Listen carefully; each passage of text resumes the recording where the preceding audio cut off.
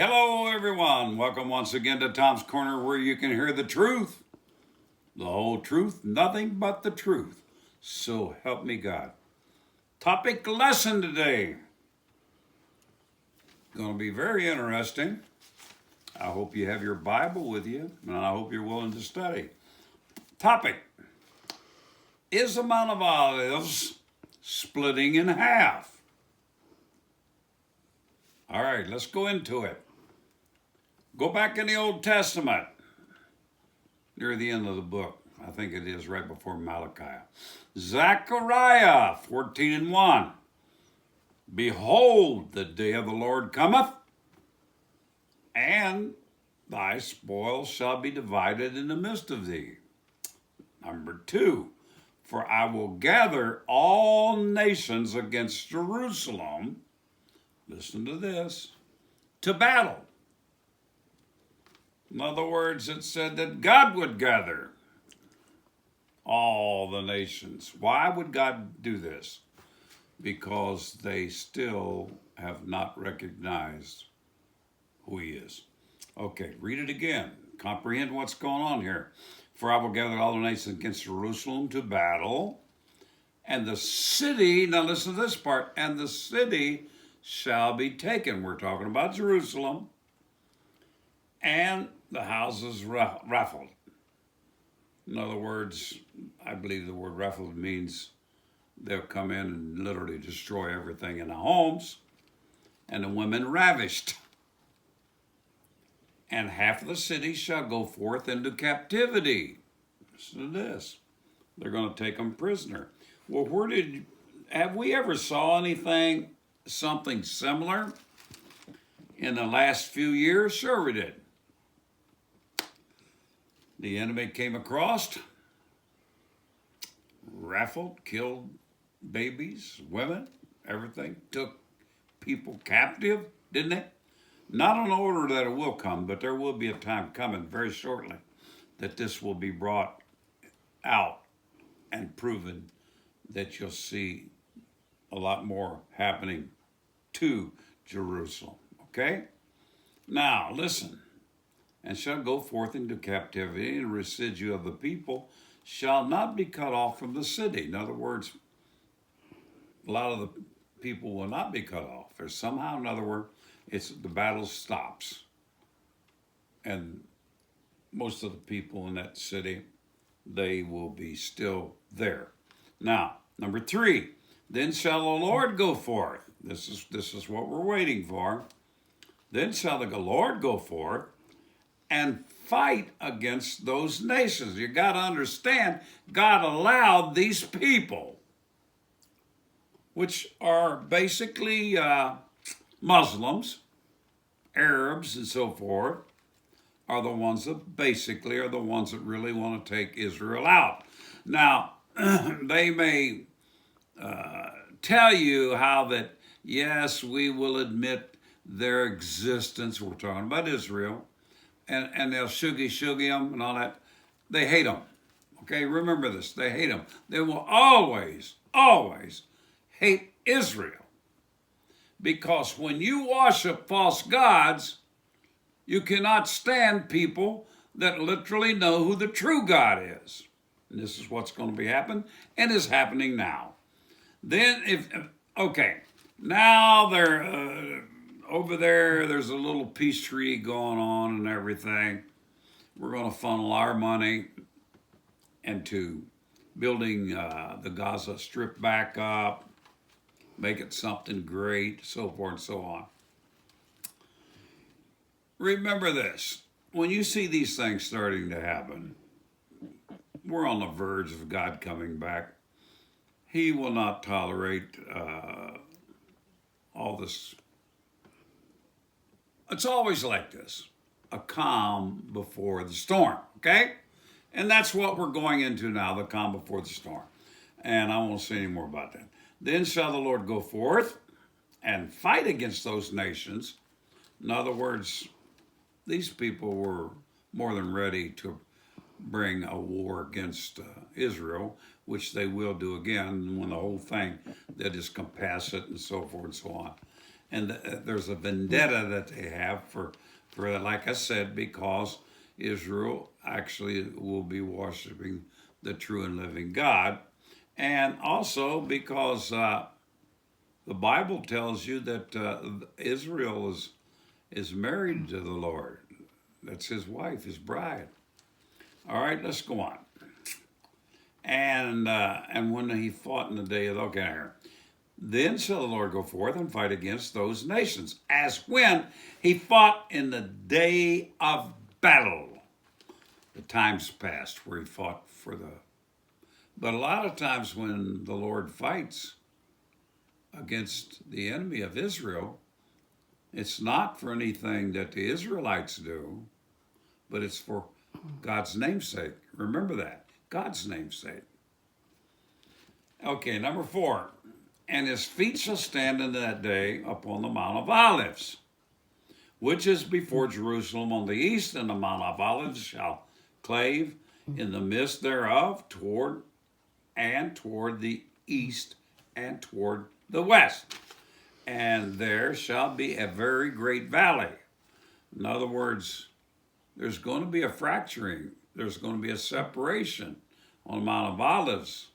And while I'm talking about this, you go into Revelation and it talks about when the Lord comes back and set up his rule and reign kingdom on this earth, he will put one foot on the one side of that unit, that's where it's starting to do that cracking, and on the other side at Mount Olives.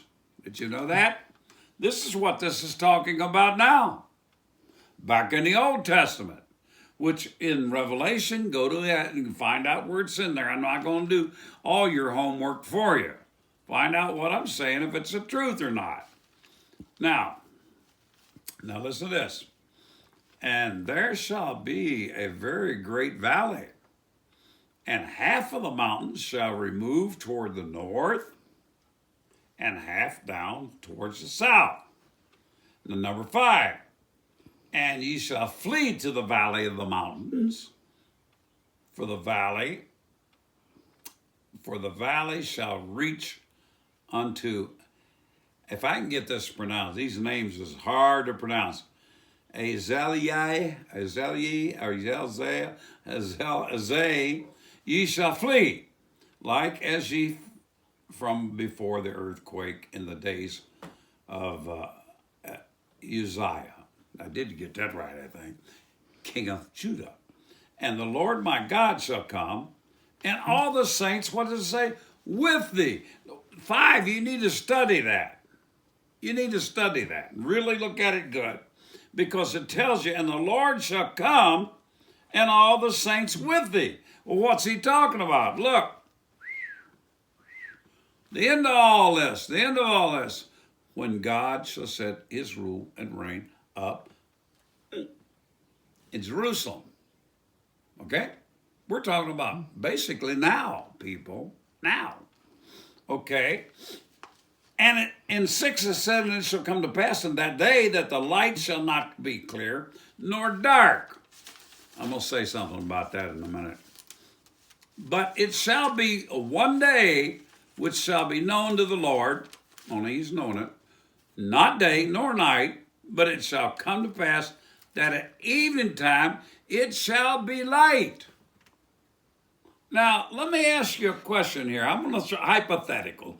I love a little hypothetical stuff every now and then. When it told you back here in number 6, it says, and it shall come to pass in that day, we're talking about now, that the light shall not be clear nor dark. Now, I don't know if many of you ever looked in the sky, but most of the time in our atmosphere, it's neither day nor dark. Well, how can you say that? Well, most of these days are gray. And you can't find out where the sun is. Day nor night. But it said, but it shall come to pass that at evening time it shall be light. In other words, where's the light coming from? See, you know it or you don't know it, that they have been spraying since in the 90s and so forth in our atmosphere. And you'll go outside, you look up and you'll see the beautiful blue sky. And you say, oh, isn't that a beautiful? And the sun's just shining so bright. And then all of a sudden, it's like these planes go over this way, that way. They make X's in the sky. And all this with the plumage. And the plumage doesn't dissipate. But all of a sudden in 15 minutes, you look up again and you can't find the sun. It's gray. Now, if you don't believe that, ain't nothing. Hey, I ain't gonna say no more on that. Okay, let's go on. And it shall be in that day that living waters shall go out from Jerusalem, half of them towards the hinder sea. In summer and winter shall it be. In other words, there will be water that will break, rivers shall break forth. Read in Revelation, he does talk about the river flowing, and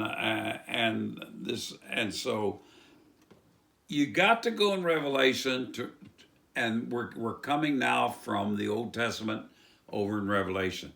This will conclude or verify what Zechariah has been saying all along. A lot of people miss this. Now, here we go, 16.